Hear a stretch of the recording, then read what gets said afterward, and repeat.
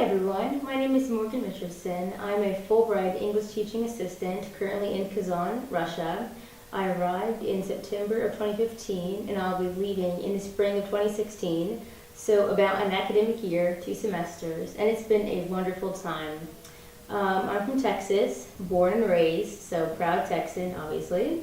And I'm currently in Russia because I studied Russian while I was an undergraduate student. So my bachelor's is in Russian and political science. And I'm very excited to be here, and I'm excited to begin discussing our theme.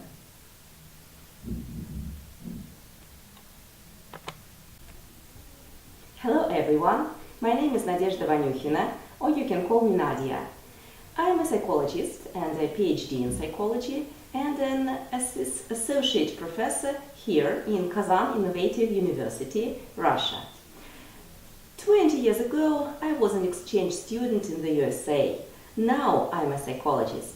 So I'm still interested in psychology, education, family, relations, culture, and all the differences that exist in those spheres. Hello everyone again. So today our theme is going to be on stereotypes between Russia and America and the psychological underpinnings and the meanings behind these stereotypes.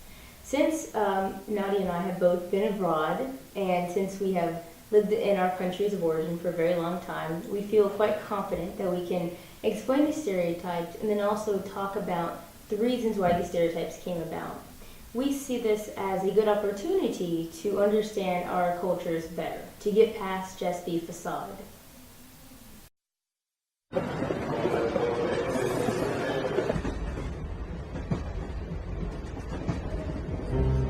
In some Asian cities, it's considered acceptable for a commuter to fall asleep on the shoulder of a stranger.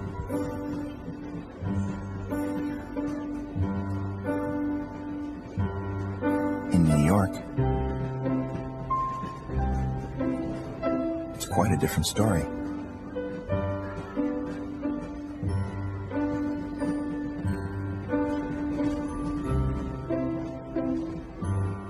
Of course, it could always adapt.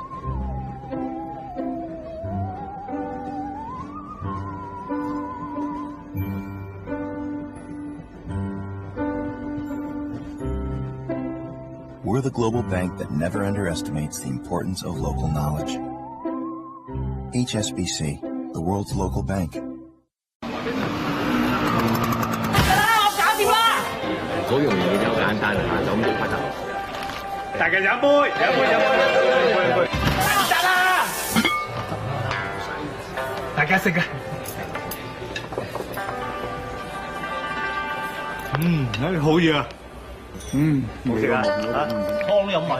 The English believe it's a slur on your host's food if you don't clear your plate.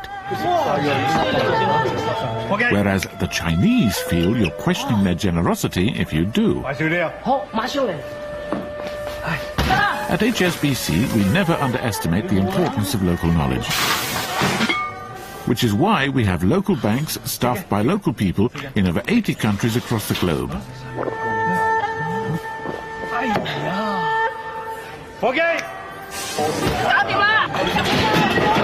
HSBC, the world's local bank.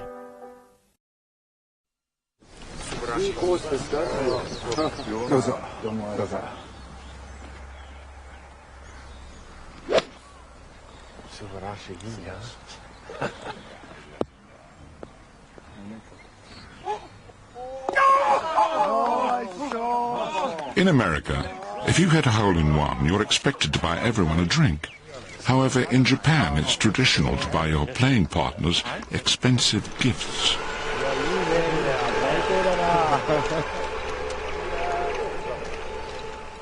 Same hole. At HSBC, we never underestimate the importance of local knowledge.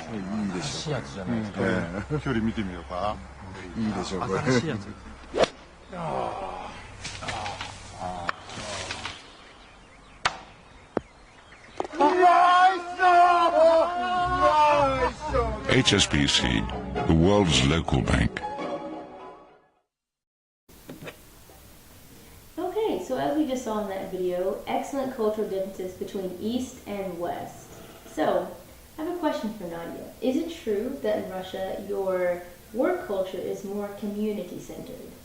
Well, you see, I easily agree because as we found in our previous topics, we are community dependent, and if you are community dependent at home and everywhere, then you are community dependent at work too. I think it would be probably just the same with Americans being individual everywhere.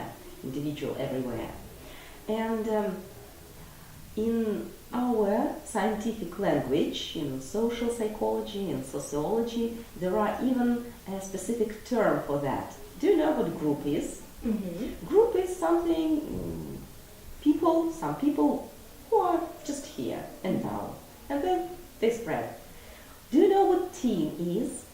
And those are people who are here for a project or for some joint idea, and then they are again spread. And in Russia we have a higher term, it's collective. You have an adjective, collective, but you probably don't have a noun, but we do have a noun. And it means that people are staying a team everywhere, and when they come to work, they do not only do work together, but they also communicate, they are in touch with each other even outside of work. They have very strong emotional relations with each other. So they're just like a family everywhere. It's collective. That sounds wonderful. It sounds great to go to work and have a very nice and relaxing family-like environment. Well, actually, yes. And I've read a research in motivation of keeping job. On the first position, certainly the amount of payment. On the second, the luckiness to be promoted. And on the third one is that collective thing, the atmosphere at work, having good colleagues. It's the third motive of keeping job. How interesting. In the US, I would say we probably have a similar ranking system, but I'm sure the collective, the environment at work, may not be so high. But I know definitely the top three would be your ability to advance your position.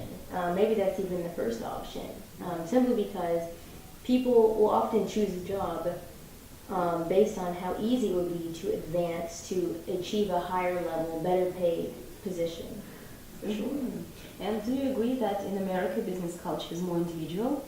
I would say so. Yeah, I think people have a job for themselves, and you are there to do your work. You're there to get good marks, to be noticed by the big boss, and hopefully to advance. A lot of people also just go to work and then go home. So they like a very firm separation between work and home life, which is probably runs counter to this idea of the collective. And so it is very important to present yourself at work, to show your results the best. Yes, that's true. That's an excellent observation. So part of wanting to advance in your career and things like that is being the individual who's not afraid to talk well, to do the job as best as they can. And of course from this comes a very competitive work environment. So, by the way, about business talking and business talks, have you noticed that during our talks we are presenting and delivering our thoughts the different way, Morgan and I? When I'm thinking, I'm staring at the person I'm talking to and being silent. When Morgan is speaking, she's doing something like that. Oh, that's a good point. That's a very interesting question. Let me think. Have you noticed that? yes, I have actually. Yeah, I think that's a really big difference in communication styles in Russia and America, and it probably has a big impact on work styles as well, because it's really important to show you're listening, because someone who's listening is probably a good worker, so they might deserve an advancement.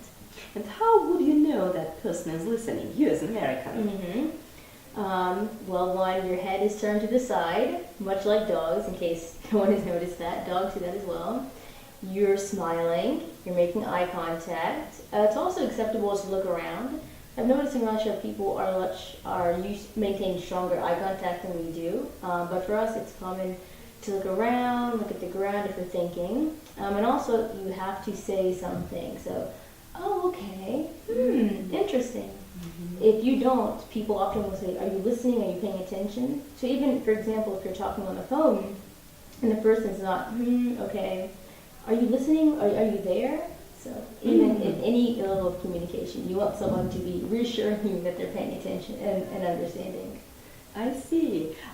If you have watched our previous topics, you probably have noticed that I never said something like, I nodded my head, yes, but I was completely silent. That's good for Russians. And actually, I have a psychological explanation of that phenomena. It's again connection between word, notion that word conceals, and mentality that notion forms. All those signs like let me think, in English language they're called verbal padding. So they help the person whom you are talking to understand that you are listening, you are processing thoughts, and the thought is coming actually. And you can guess that if it's verbal padding, the more verbal padding you have, the better. In Russian language, just the same signs are called verbal parasites. Yes, and if it's a parasite, then probably you could guess the more you have, the worse it is. That's why in Russia you would make tons of money delivering courses how to get rid of verbal parasites, how to be silent, calm, and keep eye contact, showing that you are attentive. It's amazing, the cultural differences in something as simple as looking at someone and talking. Absolutely amazing. Cultural differences. Cultural differences. Yeah. I think that was good.